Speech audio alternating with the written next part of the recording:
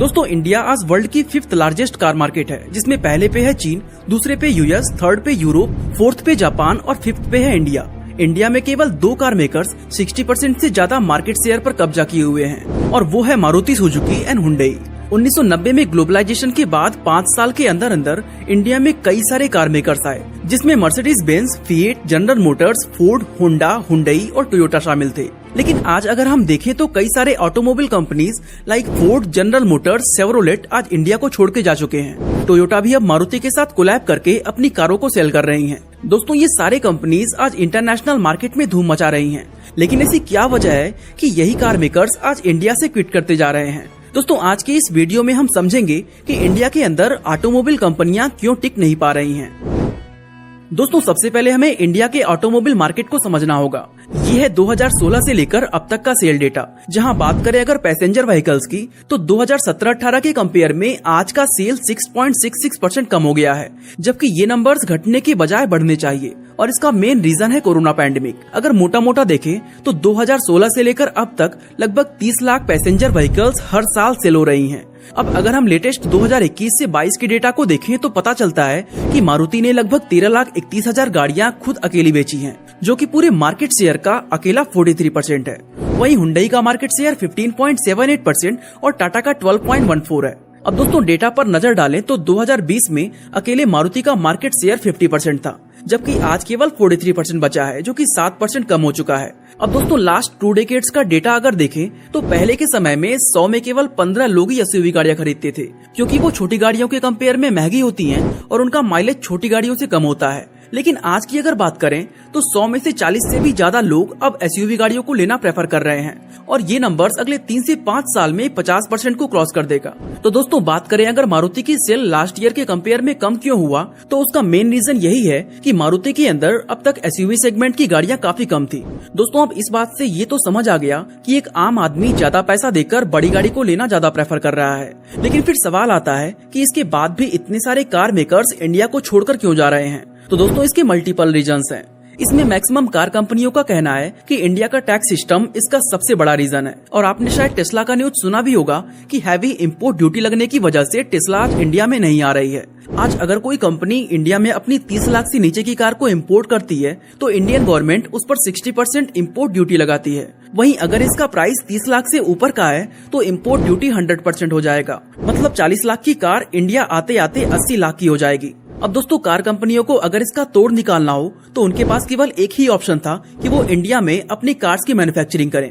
इस केस में कार के ऊपर लगने वाला जीएसटी 28% होगा। एडिशनली कार की साइज और लेंथ के अकॉर्डिंग उस पर 3 से 22% का सेस लगेगा।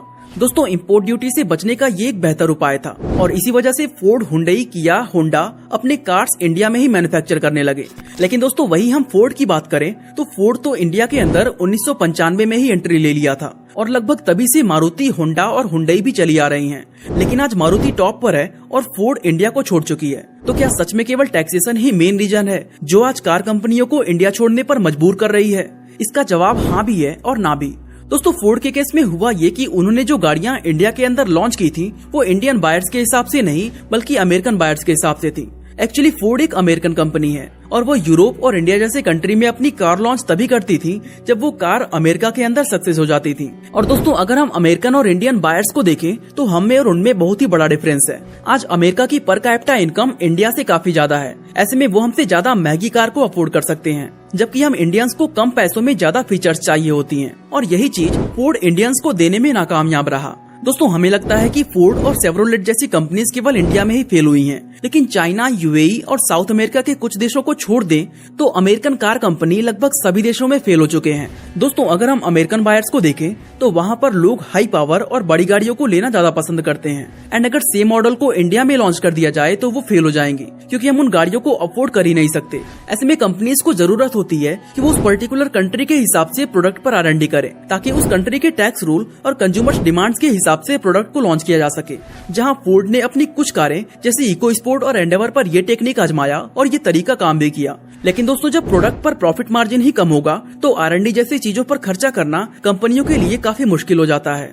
वहीं दोस्तों आज हम टोयोटा की बात करें तो ग्लोबली टोयोटा का मार्केट शेयर्स अकेले 13% है और ये एक बहुत ही बड़ा नंबर है। लेकिन टोयोटा ने भी इंडियन मार्केट को वार्निंग दे दी है कि वो अब 1 से 2 कार को छोड़कर बाकी के कार्स मारुति के साथ कोलैब करके बनाएंगे। मतलब वो अब अपनी बिजनेस को इंडियन मार्केट में एक्सपैंड नहीं करेंगे। और दोस्तों उनका भी यही कहना है कि इंडिया का टैक्स सिस्टम कार मेकर्स के लिए फ्रेंडली नहीं है। दोस्तों अगर हम एक 1500 सीसी SUV की बात करें जिसकी कीमत 9 लाख इंडियन रुपी हो तो इसमें अराउंड 2,80,000 रुपए GST होता है। इसके बाद गवर्नमेंट रोड टैक्स ऊपर से लेती है जो कि अराउंड 60,000 रुपए होगा। वही कार कंपनी इस 9 लाख के कार पे केवल 30 से 50,000 रुपए ही कमा पाती है। तो दोस्तों ये तो है कि टैक्स की वजह से इन कार कंपनियों का प्रॉफिट मार्जिन काफी कम हो जा रहा है। अगर वो अपना प्राइस बढ़ाते हैं तो वो बाकी कंपनियों से कम्पीट नहीं कर पाएंगे और अगर वो अपना रेट कम करते हैं तो कार के क्वालिटी से कम्प्रोमाइज होने लगता है। और दोस्तों यही वजह है कि मारुति, हुंडई और किया इंडियन कंज्यूमर्स के अकॉर्डिंग अपने कार्स में कई चीजों से कम्प्रोमाइज करके कम पैसों में ज्यादा फीचर्स देते हैं। और दोस्तों इसीलिए मारुति और हुंडई इंटरनेशनल मार्केट के क्रैश टेस्ट में जहां 4 से 5 स्टार तक स्कोर कर लेती हैं, वो इंडिया में मैक्सिमम 3 स्टार तक ही ला पाती हैं। अब दोस्तों बात करें अगर रीजन नंबर 2 का तो वो है सर्विस कॉस्ट। दोस्तों अगर हम इंडियन बायर्स की बात करें तो कार लेने से पहले हम उसकी सर्विस कॉस्ट पर काफी फोकस करते हैं। मतलब कार की प्राइस तो दूसरी बात हुई, उस कार पर एक्स्ट्रा खर्च कितना आएगा ये भी हमारे लिए मैटर करता है। और दोस्तों इस चीज में फोर्ड और शेवरोलेट जैसी कंपनीज मार खा जाती हैं। वहीं अगर हम मेंटेनेंस वाइज बात करें तो मारुति सुजुकी, हुंडई और टाटा की कारों का कोई मुकाबला नहीं है। अब बात करें अगर रीजन नंबर 3 की तो वो है EV रिवॉल्यूशन। दोस्तों नितिन गडकरी जी का ये प्लान है कि 2030 तक वो इंडिया के मैक्सिमम गाड़ियों को इलेक्ट्रिक व्हीकल्स में शिफ्ट कर देंगे। अब इलेक्ट्रिक व्हीकल्स एक बिल्कुल नया ट्रेंड है और इसका रेट भी बाकी गाड़ियों से काफी ज्यादा हाई है। ऐसे में EV के रिवॉल्यूशन को लाने के लिए कंपनियों को R&D पर बहुत ज्यादा फोकस करना होगा। लेकिन दोस्तों जो कंपनियां इंडिया के अंदर पहले से ही लॉस में चल रही हैं, वो एक बिल्कुल नए टेक्नोलॉजी पर शिफ्ट कैसे हो सकती हैं? और अगर वो शिफ्ट हो भी जाती हैं, तो कोई गारंटी नहीं है कि वो इसमें सक्सेस पा ही लें। ऐसे केस में क्या होगा कि जो कंपनियां काफी पहले से इस चीज पर R&D करती आ रही हैं और कंज्यूमर्स के डिमांड को समझ रही हैं, उनसे कम्पीट करना इनके लिए बहुत ही मुश्किल हो जाएगा। और दोस्तों EVs के मामले में इंडिया के अंदर आज टाटा मोटर्स का कोई मुकाबला नहीं है और इन सारी चीजों से बचने के लिए लॉस मेकिंग कंपनी इंडिया को छोड़ना ज्यादा प्रेफर कर रही है। अब दोस्तों बात करें अगर रीजन नंबर 5 की तो वो है कैब सर्विसेज। दोस्तों 2016 से 2022 तक के कार सेलिंग का रिपोर्ट देखें तो इन 6 सालों के अंदर कार के डिमांड में कोई बढ़ोतरी नहीं हुई है। लगभग हर साल ये नंबर 30 लाख के आसपास ही है। तो एक चीज तो कंफर्म है कि ज्यादा लोग कार परचेज करने में इंटरेस्ट नहीं दिखा रहे हैं।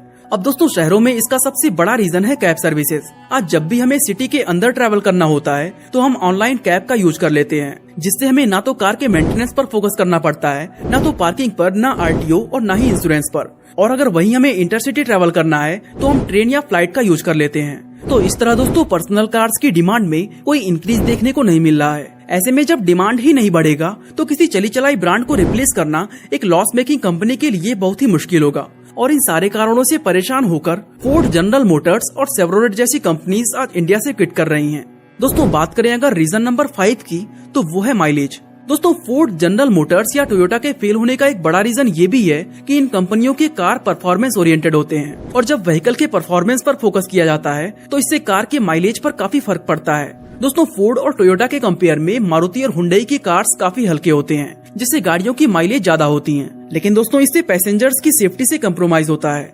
बाकी दोस्तों आपको क्या लगता है और कौन सी वजह हो सकती है जो कार मेकिंग कंपनीज इंडिया को छोड़कर चली जा रही हैं? अपना ओपिनियन हमें कमेंट करके जरूर बताएं। इसी तरह अगर आप जानना चाहते हैं कि कैसे टाटा मोटर्स ने अभी हाल ही में फोर्ड के पूरे प्लांट को खरीद लिया, तो आई बटन पे क्लिक करके वीडियो को देख सकते हैं। बाकी आज के लिए बस इतना ही।